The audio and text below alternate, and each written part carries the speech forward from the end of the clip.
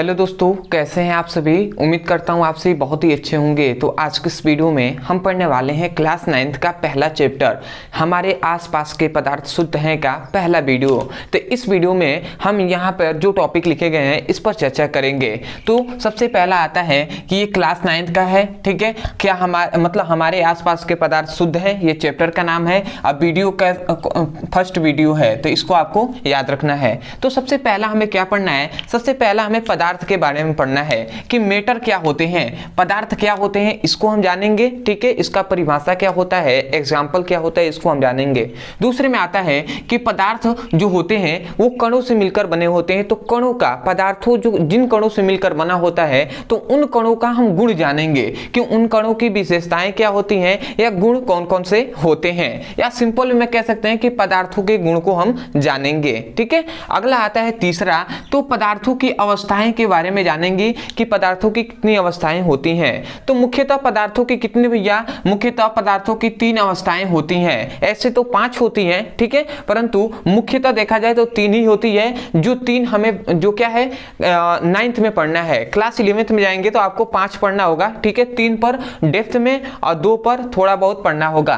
तो सबसे पहली अवस्था आती है जो है ठोस अवस्था, द्रव अवस्था और गैस अवस्था। ये 3 अवस्थाएं होती हैं। तो इन तीनों का हम परिभाषा देखेंगे, उसके बाद इनका गुण भी देखेंगे। क्या देखेंगे, इन तीनों का गुण भी देखेंगे, ठीक है। उसके बाद प्लाज्मा और एक होता है बोस-आइंस्टीन कंडेंसेट। तो ये क्लास 9th में नहीं है, क्लास जो 11th पढ़ेंगे तो उसमें है, तो उसमें आपको बताया जाएगा। यदि फिर भी आप पढ़ना चाहते हैं उसको तो मैं अंत में बताऊंगा कैसे उसको पढ़ सकते हैं।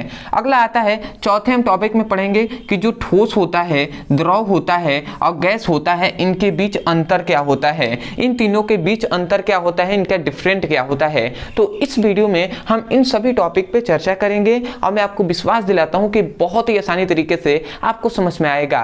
तो चलिए दोस्तों अपने टॉपिक को शुरू करते हैं। पहला हमारा टॉपिक आता है जो है पदार्थ। तो सबसे पहले हम जानेंगे कि पदार्थ किसे कहते हैं। पदार्थ जिसे हम मैटर कहते हैं, तो भैया पदार्थ का सबसे पहले परिभाषा जानते हैं। तो इसका परिभाषा हम इसके गुण से ही करेंगे। सबसे पहला आता है कि पदार्थों का गुण से याद रखेंगे कि पदार्थ जो होता है वो सबसे पहले जो भी चीज हम देखते हैं, सबसे पहला तो जो चीज हम देखते हैं, ठीक है, वो सब पदार्थ हैं। दूसरा, पदार्थों में एक और गुण होता है कि पदार्थ क्या होते हैं भैया, पदार्थ स्थान घेरते हैं। तो जो स्थान घेरता है, ठीक है। तीसरा आपको याद रखना है कि पदार्थों में क्या होता है, द्रव्यमान होता है, मतलब कुछ ना कुछ उसमें मास होता है। जैसे आप चीनी लेने जाते हैं तो चीनी या शक्कर लेंगे तो उसको कहते हैं 1 kg दे दीजिए, तो ये 1 kg क्या है, उसका मास है, उसका द्रव्यमान है चीनी का। तो आप क्या कह सकते हैं, जो पदार्थ होता है उसमें द्रव्यमान होता है तथा जिसे हम महसूस करते हैं, ठीक है। ये सभी पदार्थ कहलाते हैं। देखिए हमने क्या कहा कि मतलब पदार्थों में ये 3 गुण पाए जाएंगे, स्थान भी घेरेगा, ठीक है, द्रव्यमान भी उसमें होगा और वो उसे हम महसूस भी कर सकते हैं। तो इन सभी को मिलाकर हम इसका परिभाषा करेंगे। हम कहेंगे कि मतलब हर वो चीज, हम कहेंगे हर वो चीज जिसे हम देखते हैं, जो स्थान घेरता है तथा जिसमें द्रव्यमान होता है और जिसे हम महसूस करते हैं, उसे पदार्थ कहते हैं। समझ में आया। देखिए कभी भी डेफिनेशन को रटिए नहीं, उसको समझिए। हमने इसमें सभी को मिलाकर एक परिभाषा बनाया कि हर वो चीज, या आप कह सकते हैं कि संसार की हर एक चीज जिसे हम देखते हैं, जिसे हम अपने नग्न आंखों से देखते हैं, जो स्थान घेरता है, जिसमें क्या होता है, द्रव्यमान होता है तथा जिसे हम महसूस करते हैं, उसे पदार्थ कहते हैं। तो आशा करते हैं कि आपको समझ में आया होगा। तो बताइए आप डेफिनेशन लिख सकते हैं कि नहीं लिख सकते हैं। मैं कभी भी डेफिनेशन को रटवाता नहीं, उसको समझाकर ही वीडियो में याद कराता हूं। तो आप वीडियो को देखिए, सुनिए और इसे अपने नोट्स में लिखिए, रफ को कॉपी एक बनाकर रखिए और उसको लिखिए। आप क्या लिखेंगे कि हर वो चीज जिसे हम देखते हैं, जिसमें द्रव्यमान होता है, स्थान घेरता है, जिसमें द्रव्यमान होता है तथा जिसे हम महसूस करते हैं, उसे हम क्या कहते हैं भैया, उसे ही हम पदार्थ कहते हैं, ठीक है। तो उसे हम क्या कहते हैं, पदार्थ कहते हैं। तो आशा करते हैं कि आपको समझ में आ गया होगा। तो मैं एक बार यहाँ पे डेफिनेशन लिख दे रहा हूं, ठीक है। तो आप क्या लिखेंगे कि हर वह चीज जिसे हम देखते हैं जो स्थान घेरता है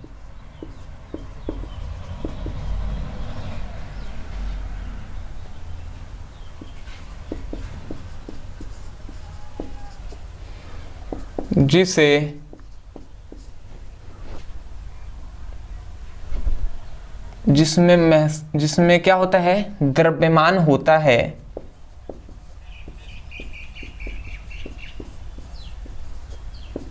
तथा जिसे हम महसूस करते हैं।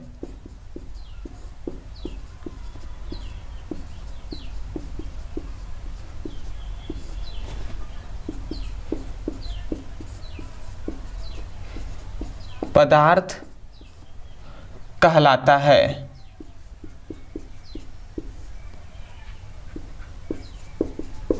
तो आशा करते हैं कि आपको डेफिनेशन समझ में आ गया होगा। आप यहीं से डेफिनेशन कहेंगे कि हर वो चीज जिसे हम देखते हैं, जो स्थान घेरता है, जिसमें द्रव्यमान होता है तथा जिसे हम महसूस करते हैं, उसे पदार्थ कहते हैं। और वही बात हमने यहाँ पर लिखा हुआ है। तो इस प्रकार कभी भी डेफिनेशन को रटना नहीं, उसको समझना है। अब जैसे मैं कुछ एग्जाम्पल दूंगा, जैसे आप जहां पर अभी बैठे हुए हैं या खड़े हैं, जैसे भी आप वीडियो को देख रहे हैं, वहां पर जो भी वस्तु आप देख पा रहे हैं वो सभी क्या है, पदार्थ हैं। जैसे कि अभी मैं जहां पर हूं वहां पर क्या है भैया, एक है बोर्ड, तो ये बोर्ड भी क्या है भैया, पदार्थ ही है। जो मार्कर है ये भी पदार्थ ही है, ठीक है। जो क्या है, मोबाइल है, लकड़ी है आदि, ये सभी क्या है भैया, पदार्थों के एग्जाम्पल है। आप जो भी चीज देखते हैं वो सभी पदार्थों के अंदर क्या आते हैं, अंतर्गत आते हैं। तो आशा करते हैं कि सबसे पहले आपको पदार्थों का परिभाषा समझ में आ गया होगा। इसका ये एग्जाम्पल हो गया। अब आते हैं कि पदार्थों के, यदि आपको गुण आ जाए कि पदार्थों का गुण लिखिए, तो आप पदार्थों के गुण में क्या लिखेंगे, पदार्थों में स्थान, मतलब पदार्थ स्थान घेरता है, ये सबसे पहला गुण हो जाएगा। ठीक है, आप लिख भी सकते हैं, चलिए मैं लिख दे रहा हूं, पदार्थ का गुण, या आप विशेषताएं भी कह सकते हैं। एक एक टॉपिक को हम समझते हुए चलते हैं, ठीक है। अंत में बताएंगे आप पीडीएफ कैसे आप पा सकते हैं, पीडीएफ नोट्स भी इसका, ठीक है। तो यहां पे हम क्या कह रहे हैं, पदार्थों के गुण। तो सबसे पहला पदार्थ में क्या होता है कि पदार्थ स्थान घेरता है। दूसरा क्या होता है कि हमने डेफिनेशन से ही जाना है कि इसमें क्या होता है, द्रव्यमान होता है। मतलब पदार्थों में क्या होता है, द्रव्यमान होता है। तो हम लिखेंगे इसमें द्रव्यमान मतलब क्या, मास होता है, ठीक है। और तीसरा कि याद रखेंगे पदार्थों को हम क्या कर सकते हैं, पदार्थ जो होता है उसे हम महसूस भी कर सकते हैं, ठीक है। तो पदार्थों में क्या होता है, पदार्थ को महसूस भी किया जा सकता है, ठीक है। तो आशा करते हैं कि आपको जो भी पॉइंट्स है ये बेसिक है, तो इतना तो आप समझ रहे होंगे। अब आता है कि जो पदार्थों के कण होते हैं, जिनसे पदार्थ मिलकर बना होता है, तो उन कणों का हम गुण जानेंगे। तो अब हम तीसरे पॉइंट्स में हम अपने जानेंगे क्या, कि इसके अंतर्गत क्या आता है, कणों के गुण, मतलब पदार्थों के कणों के गुण को हम विशेषताएं भी कह सकते हैं, या आपसे एग्जाम में लक्षण भी करके पूछ सकता है, ठीक है। तो आपको इसको याद रखना है। तो अब आते हैं इसके गुण पर, या लक्षण या विशेषताएं पर। तो सबसे पहला पदार्थों के जो कण होते हैं, सबसे पहला इसमें याद रखेंगे कि जो पदार्थ होते हैं, पदार्थ क्या होते हैं, पदार्थ कणों से मिलकर बने होते हैं,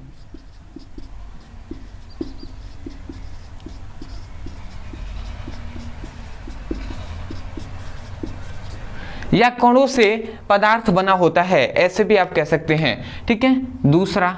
दूसरा याद रखेंगे कि पदार्थों में क्या होता है, पदार्थ लगातार गति करते रहते हैं। मतलब पदार्थों के अंदर जो कण होते हैं, जैसे मैं आपको समझाऊं, ये मान लेते हैं एक पदार्थ है, ठीक है। अब इसमें बहुत सारे पदार्थों के कण होंगे, ठीक है। ये बहुत सारे इसमें पदार्थों के कण होंगे, जिससे ये पदार्थ मिलकर बना हुआ है, समझिएगा एक एक पॉइंट्स। तो इनमें क्या होता है, इनके जो कण होते हैं वो लगातार गति करते रहते हैं, वो लगातार इस प्रकार जिग-जैग मोशन करते रहते हैं। तो पदार्थों के कणों में क्या होता है, क्या करते हैं, मतलब लगातार गति करते रहते हैं। इससे ये स्पष्ट होता है कि पदार्थों के जो कण है उनमें गतिज ऊर्जा होती है। ठीक है, तो हम लिखेंगे पदार्थों के कणों में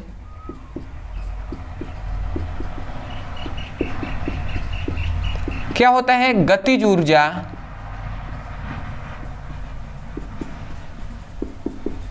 होती है। क्यों होती है, क्योंकि ये लगातार गति करते रहते हैं। इससे स्पष्ट होता है कि इनमें क्या होता है, मतलब कणों में गतिज ऊर्जा होती है। तीसरा याद रखेंगे कि जो पदार्थ के कण होते हैं उनमें रिक्त स्थान होता है, मतलब कणों के बीच क्या होता है,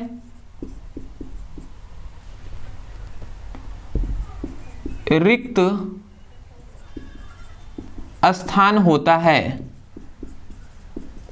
ठीक है, तो आशा करते हैं आपको नीचे दिखाई दे रहा होगा, पदार्थों के कणों के बीच रिक्त स्थान होता है। चौथा आप याद रखेंगे, मैं बोल रहा हूं, पता नहीं दिखाई दे रहा होगा नहीं, पर मैं बोल रहा हूं, देखिए चौथा आपका जो गुण हो जाएगा कि कणों के बीच क्या होता है भैया, जो क्या होते हैं कणों, मतलब जो पदार्थ के कण होते हैं वो एक दूसरे को आकर्षण करते हैं, मतलब एक दूसरे को अपनी ओर क्या करते हैं, आकर्षित करते हैं, खींचते हैं। तो हम लिख सकते हैं कि पदार्थों के कणों के बीच क्या होता है, आकर्षण होता है, मतलब कणों के बीच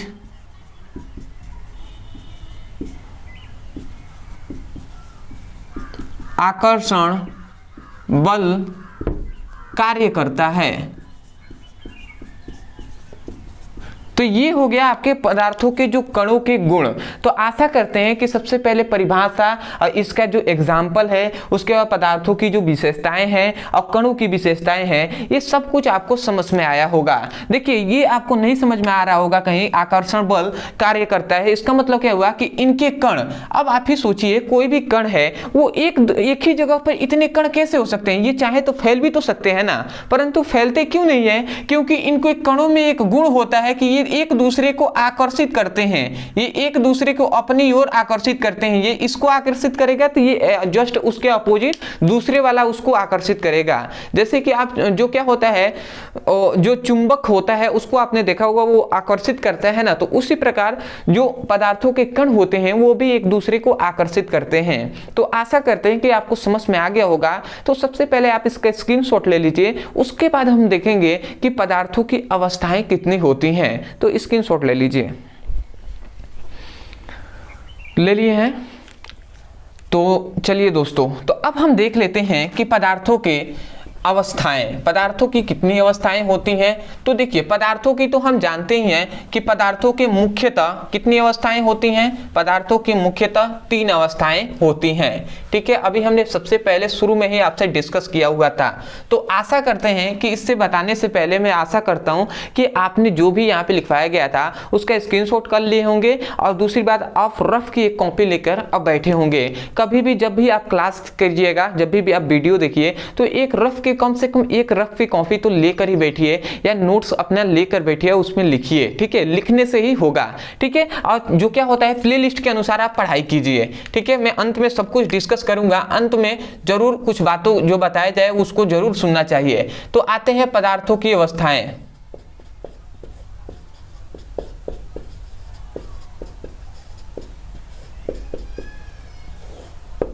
तो आते हैं पदार्थों की अवस्थाएं। तो हम जानते हैं कि पदार्थों की कितनी मुख्यतः 3 अवस्थाएं होती हैं। कितनी? 3 अवस्थाएं होती हैं। ऐसे तो पदार्थों की 5 अवस्थाएं होती हैं, ठोस, द्रव, gas, plasma, Bose, Einstein, condensate. ये 5 क्या होती हैं, इसकी अवस्थाएं होती हैं, परंतु मुख्यतः हमें क्लास 9th में 3 ही पढ़ना है। पहला है ठोस, ध्यान से समझिएगा, पहला है आपका ठोस, दूसरा है जो है द्रव, मतलब ठोस अवस्था,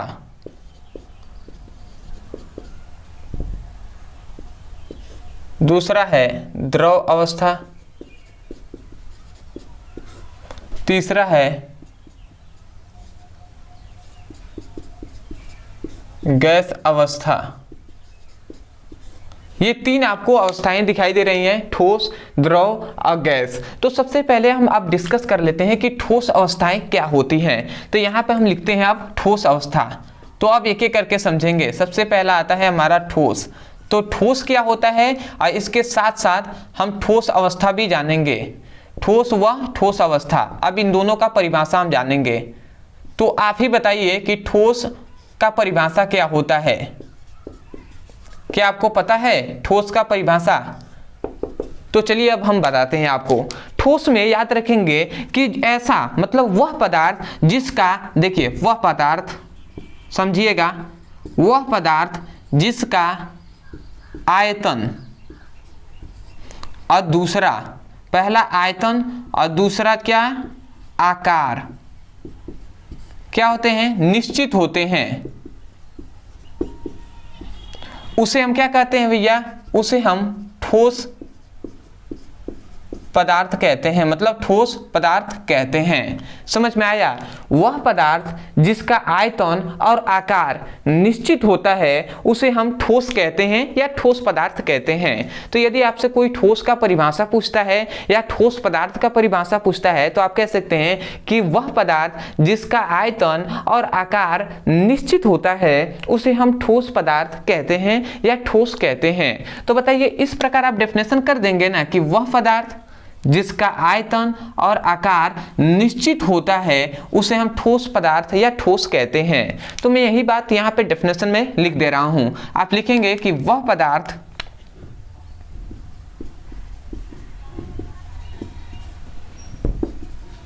जिसका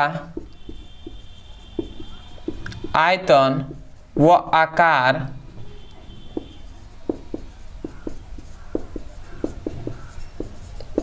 निश्चित होता है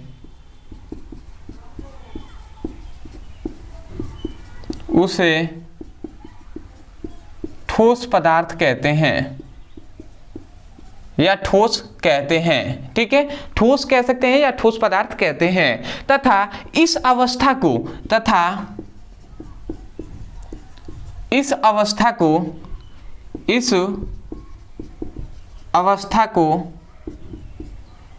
ठोस अवस्था कहते हैं।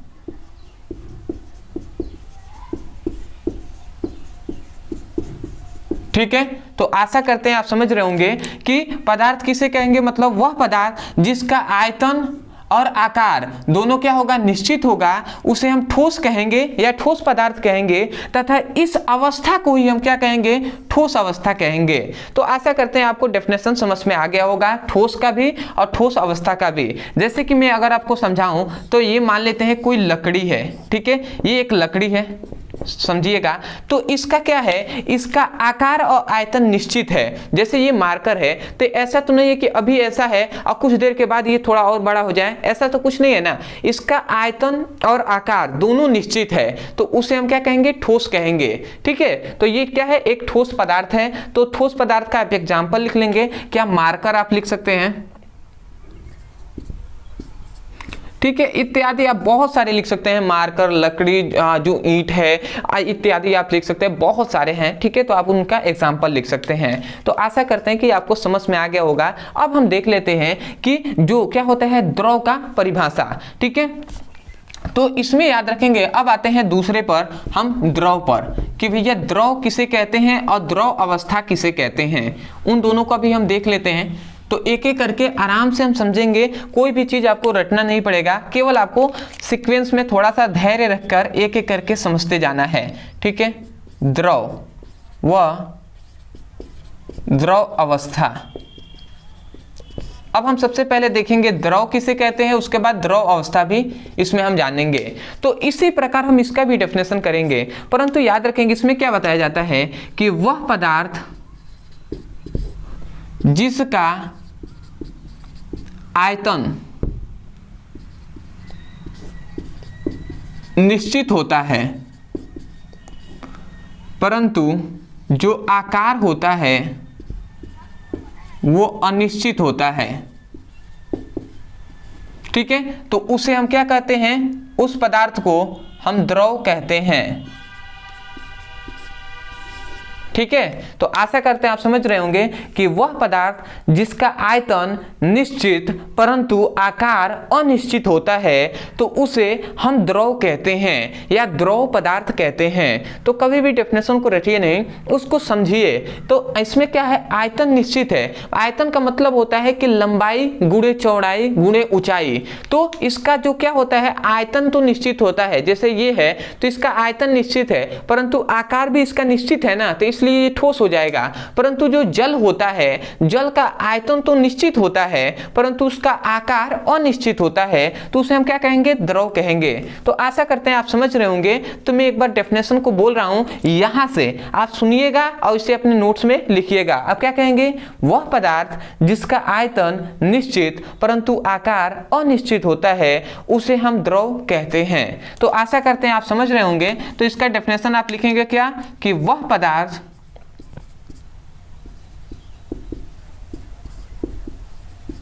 जिसका आयतन निश्चित परंतु आकार अनिश्चित होता है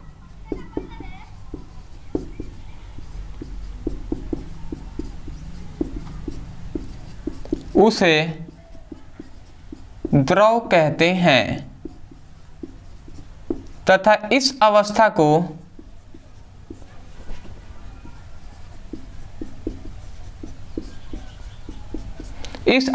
क्या कहते हैं, द्रव अवस्था कहते हैं। तो आशा करते हैं आप समझ रहे होंगे कि वह पदार्थ जिसका क्या आयतन क्या हो, निश्चित हो परंतु जो आकार हो वो अनिश्चित हो, तो उसे हम क्या कहेंगे, द्रव कहेंगे तथा इस अवस्था को हम क्या कहते हैं, द्रव अवस्था कहते हैं। तो आशा करते हैं कि आपको डेफिनेशन समझ में आ गया होगा। तो अब आते हैं गैस पर। तो भैया गैस किसे कहते हैं उसको भी हम समझ लेते हैं।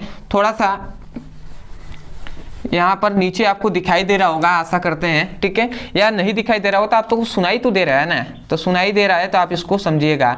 अब आते हैं गैस व गैस अवस्था।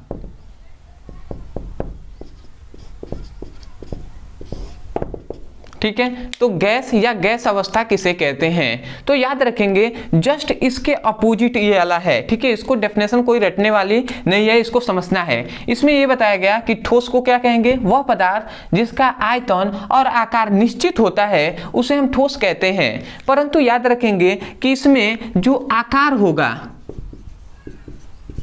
और दूसरा जो आयतन होगा, ये दोनों क्या होंगे, अनिश्चित होंगे।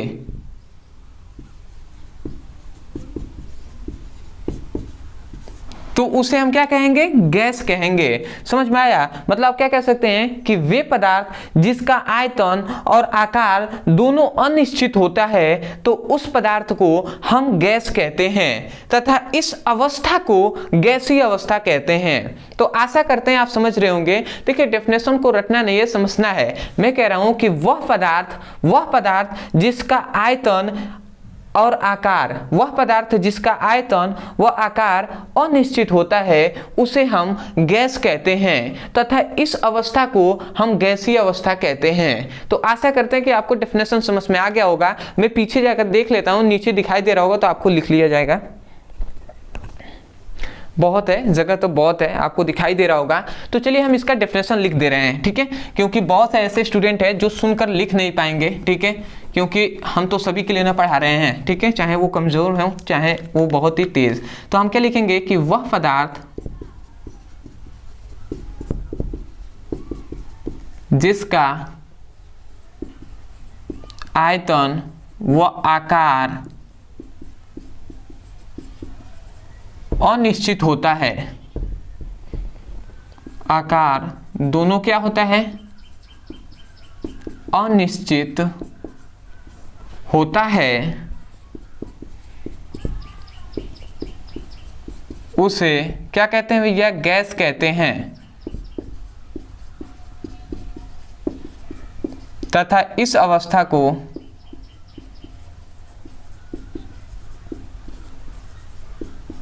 हम क्या कहते हैं, गैसीय अवस्था कहते हैं।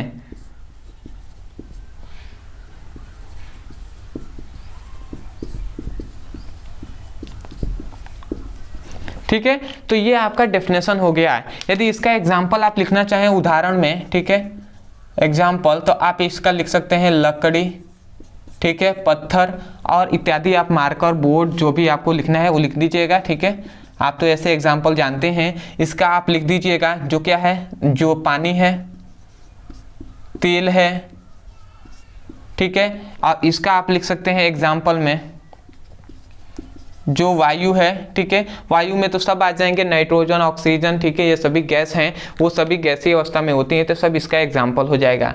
तो आशा करते हैं कि जो इसका डेफिनेशन है, एग्जाम्पल है, ये बेहतरीन तरीके से समझ में आ गया होगा। तो अब हम देख लेते हैं अपना अंतिम टॉपिक, जो है भैया कि ठोस, द्रव और गैस में अंतर क्या होता है। तो सबसे पहले आप इसका स्क्रीनशॉट ले लीजिए, उसके बाद हम उस टॉपिक को पढ़ के अपने वीडियो को समाप्त करेंगे।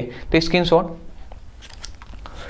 ले लिए होंगे, आशा करते हैं कि आपने स्क्रीनशॉट ले लिया होगा। तो अब हम देख लेते हैं कि ठोस, द्रव और गैस में अंतर क्या होता है। देखिए, मेरा एक ही मकसद है कि आपको अच्छे से समझ में आए, कोई भी चीज़ रटना ना पड़े।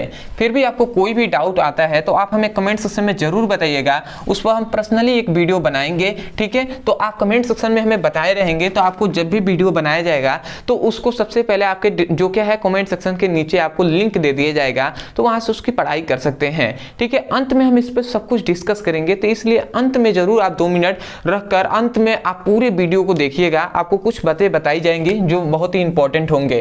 ठीक है, तो अब आते हैं हम ठोस, द्रव, गैस में अंतर। ठीक है, तो मैं यहां पे लिख दे रहा हूं ठोस, यहां पे मैं लिख दे रहा हूं द्रव और यहां पर गैस। ठीक है, तो इतना हमने लिख दिया। अब हम एक एक करके समझते हुए चलते हैं। तो ये हमने लिख दिया। तो सबसे पहला आता है कि ठोस का सबसे पहला अंतर क्या होगा। तो हम इतना जानते हैं कि ठोस का आयतन और आकार निश्चित होता है। तो हम इसका लिखेंगे, इसका आयतन व आकार निश्चित होता है। और इसमें क्या होता है, जो क्या होता है, द्रव होता है, लिक्विड होता है, इसका आयतन तो निश्चित होता है परंतु आकार होता है वो अनिश्चित होता है। तो हम लिखेंगे इसका आयतन निश्चित परंतु आकार अनिश्चित होता है। ठीक है, उसके बाद आता है इसका पहला हो जाएगा कि क्या हो जाएगा, इसका हो जाएगा कि इसमें देखिए आयतन, और आयतन तो निश्चित परंतु आकार अनिश्चित होता है, तो उसे हम द्रव कहते हैं। परंतु गैस में क्या हो जाएगा कि इसका जो क्या होगा, इसका आयतन व आकार क्या हो जाएगा, अनिश्चित हो जाएगा। दोनों क्या होते हैं, अनिश्चित होते हैं। तो देखिए आपको समझ में आ गया होगा, इसमें आयतन और आकार दोनों निश्चित होते हैं, परंतु गैस में आयतन और आकार दोनों अनिश्चित होते हैं। परंतु गैस में तो आयतन निश्चित, जो द्रव है इसमें आयतन तो निश्चित परंतु आकार अनिश्चित होता है। तो ये सबसे पहला इस दोनों का अंतर है। ठीक है, तीनों का। अब आते हैं दूसरा अंतर पर। तो याद रखेंगे कि जो क्या होता है, ठोस होता है, इसका गलनांक व क्वथनांक, गलनांक और क्वथनांक क्या होता है, उच्च होता है, मतलब अधिक होता है। इसका क्या होता है, इसका जो द्रव होता है इसका गलनांक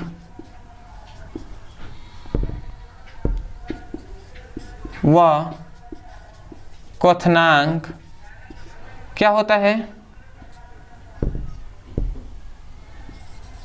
कम होता है। अभी मैं इसको समझाऊंगा। और इसका क्या होता है, इसका गलनांक व क्वथनांक बहुत कम होता है। अब आपको समझ में नहीं आ रहा होगा और बहुत से ऐसे स्टूडेंट हैं जिनको पता होगा।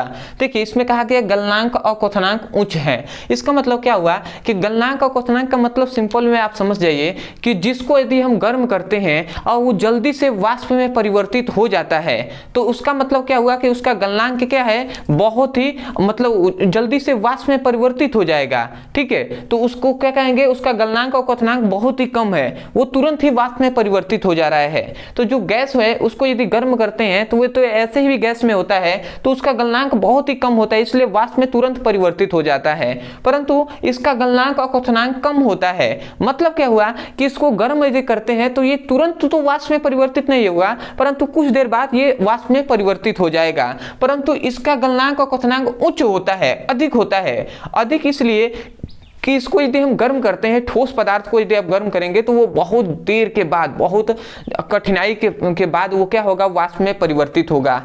जैसे आप ही अपेक्षा कर सकते हैं कि मान लेते हैं एक आप लीजिए, एक मान लेते हैं एक जो क्या है, एक बर्तन लीजिए, उसमें आपने केवल चीनी डाला और उसको आप गर्म कीजिए। एक बर्तन में आपने क्या लिया, पानी लेकर गर्म कीजिए और दोनों को देखिए कि कौन वाष्प में जल्दी परिवर्तित हो रहा है। तो आप देखेंगे पानी जल्दी से वाष्प में परिवर्तित हो जाएगा। इसका मतलब इसका गलनांक और क्वथनांक क्या है, कम है, इसलिए वाष्प में परिवर्तित हो गया पानी। परंतु इसका गलनांक और क्वथनांक उच्च है, इसलिए चीनी जल्दी वाष्प में परिवर्तित नहीं होगा। तो ये सभी इसके क्या है, पॉइंट्स है। तो इस पे आपको अच्छे से समझ में आ रहा होगा, इसको सब बेसिक है तो आप इसको याद करते हुए चलेंगे। अगला आता है कि इसका घनत्व जो होता है क्या होता है, उच्च होता है, मतलब बहुत अधिक होता है। मतलब क्या है, ठोस का घनत्व बहुत अधिक होता है। परंतु याद रखेंगे इसका जो घनत्व होता है वो कम होता है। ठीक है, अभी घनत्व के बारे में बताऊंगा। इसका घनत्व जो होता है बहुत कम होता है। ठीक है, तो आशा करते हैं कि आपको समझ में आ रहा होगा। देखिए इसका घनत्व कहने का मतलब, घनत्व जैसे कोई ये पदार्थ है तो इस पदार्थों के जो कण होंगे ना वो बहुत ही पास पास होंगे, तो इसी को घनत्व कहते हैं, मतलब डेंसिटी कहते हैं। जिसके कण, मतलब ऐसा पदार्थ जिसके कण क्या हो, उसके बहुत ही पास पास हो, तो उसका घनत्व क्या हो जाएगा, अधिक हो जाएगा। ठीक है, इसका घनत्व हमने कम लिखवाया है। कम क्यों लिखवाया है कि इसके जो क्या होते हैं, जो कण होते हैं वो थोड़े दूर दूर होते हैं, इस प्रकार थोड़े दूर दूर होते हैं। तो देख रहे हैं इसका घनत्व अधिक होगा क्योंकि कण अधिक पास पास हैं, इसका घनत्व कम होगा क्योंकि इसके कण अधिक दूर दूर पर हैं। परंतु इसका हमने लिखवाया कि बहुत कम होता है, इसका मतलब क्योंकि इसके कण बहुत ही दूर दूर होते हैं, इस प्रकार। तो आशा करते हैं कि आपको समझ में आ रहा होगा। तो ये जो 3 पॉइंट्स है इसको आपको याद रखना है। अगला आते हैं कि इसकी जो संपीड़ितता होती है, इसकी संपीड़ितता क्या होती है, नहीं होती है, ना के बराबर होती है। या आप लिख सकते हैं कि ठोसों की संपीड़ितता नहीं होती है या ना के बराबर होती है। ठीक है, मतलब उस संपीड़ितता का मतलब होता है कि यदि उसको हम, मतलब क्या होता है, लचीलापन हम कह सकते हैं, सिंपल में कहें लचीलापन। जैसे मान लेते हैं ये ठोस मार्कर है तो क्या ये लच जाएगा, लचीला हो जाएगा? इसको अगर हम इस पर तरीके से अगर मुड़ाते हैं तो ये क्या मुड़ जाएगा? नहीं ना, ये तो सीधा टूट जाएगा। जैसे कांच है तो कांच को यदि आप मुड़ाते हैं तो मुड़ेगा थोड़ी, नहीं तो टूट जाएगा ना। तो वो क्या होता है, ठोसों में क्या होता है, लचीलापन ना के बराबर होता है। परंतु जो द्रव होता है इसमें लचीलापन होता है, तो इसकी संपीड़ितता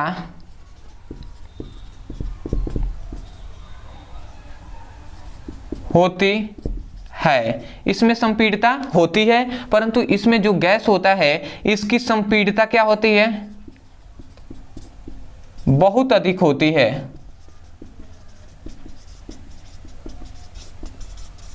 तो आशा करते हैं कि ये जो 3 पॉइंट्स है ये भी आपको समझ में आ गया होगा। संपीड़ितता मतलब होता है लचीलापन, इसमें ना के बराबर होगा, इसमें थोड़ा सा होगा, इसमें बहुत अधिक होगा। तो ये हो गया आपका ठोस द्रव गैस का अंतर। तो आशा करते हैं कि जो भी पॉइंट्स हमने पढ़ा है वो सब कुछ आपको बेहतरीन तरीके से समझ में आया होगा। तो आशा करते हैं यदि आपको समझ में आया तो सबसे पहले तो चैनल से जुड़े रहिएगा, क्योंकि ऐसे ही वीडियो आपको पार्ट 1 है, ऐसे ही आपको वीडियो मिलते रहेंगे। ठीक है, तो चैनल को सब्सक्राइब कर लीजिएगा। अदरवाइज जो भी मैं बात बताऊंगा अभी से इंपॉर्टेंट है, तो उनको आप सभी को सुनिएगा अंत तक। सबसे पहला पॉइंट आता है कि आप सोच रहे होंगे कि नोट्स हमें इसका कैसे मिल सकता है। तो नोट्स के लिए आपको नीचे नंबर दिया जा रहा होगा, इस नंबर पे आप व्हाट्सएप करके कुछ रुपए पे करके आपको नोट्स मिल जाएगा। आपको नीचे दिखाई दे रहा होगा, तो उतने पे आपको फिजिक्स, केमिस्ट्री और बायोलॉजी का नोट्स मिलेगा। तो वहाँ से उसकी पढ़ाई कर सकते हैं और उस नोट्स को आपको PDF नोट्स मिल जाएगा। व्हाट्सएप पर मैसेज करके आप उनसे मांग सकते हैं, हमारे जो सहयोगी होंगे वो आपको नोट्स दे देंगे। अदरवाइज यहाँ पे कोई भी प्रॉब्लम आता है तो आप हमें इंस्टाग्राम पे मैसेज करके बता सकते हैं, ठीक है। या हमसे बात करना है या कोई डाउट है, कुछ भी पूछना है, तो आप हमें इंस्टाग्राम पे मैसेज करके बता सकते हैं। इंस्टाग्राम आईडी यहाँ पे दिखाई दे रहा होगा। अदरवाइज मैं यही कहूंगा कि प्लेलिस्ट के अनुसार पढ़ाई कीजिए। अभी जो क्या होता है, प्लेलिस्ट के अनुसार आप पढ़ाई करेंगे तो पार्ट 1, पार्ट 2, पार्ट 3 करके ऐसे पढ़ते हुए आएंगे तो आपको अच्छे से समझ में आएगा। और यदि प्लेलिस्ट के अनुसार पढ़ना है तो आप इसी नंबर पे व्हाट्सएप करके आप प्लेलिस्ट का लिंक भी मांग सकते हैं। वहाँ पे आपको लिंक दे दिया जाएगा फिजिक्स, केमिस्ट्री और बायोलॉजी का, या आप चैनल से जाकर ढूंढकर वहाँ से पढ़ सकते हैं। तो आशा करते हैं आपको समझ में आ गया होगा। अदरवाइज मैं यही कहूँगा, आपके जितने भी फ्रेंड्स हैं तो उनको जरूर बताइएगा कि हाँ यहाँ पे पढ़ाई कराया जा रहा है। उनके पास लिंक को शेयर कीजिएगा कि वो भी आकर यहाँ से पढ़ सकें और जो हमारा सहयोग कर सके, ठीक है। हमारी जो फैमिली है उसको बढ़ा पाएं, ठीक है। क्योंकि अभी तो छोटी फैमिली है परंतु मेहनत किया जा रहा है। मेहनत यदि आप भी करेंगे तो आपको भी सफलता मिलेगी, ठीक है। मैं भी कोशिश कर रहा हूँ, ठीक है। तो आप भी कोशिश कीजिए जितना हो सके उतने जो आपके फ्रेंड्स हैं उनके पास शेयर करने का। तो आशा करते हैं आप समझ रहे होंगे। तो जरूर कमेंट सेक्शन में बताइएगा कोई भी अगर डाउट हो या कोई भी कमी आपको दिखाई दे रहा होगा तो, ठीक है। तो चलिए दोस्तों, आज के लिए इतना ही। मिलते हैं एक नए टॉपिक के साथ, तब तक के लिए धन्यवाद। जय हिंद, जय भारत।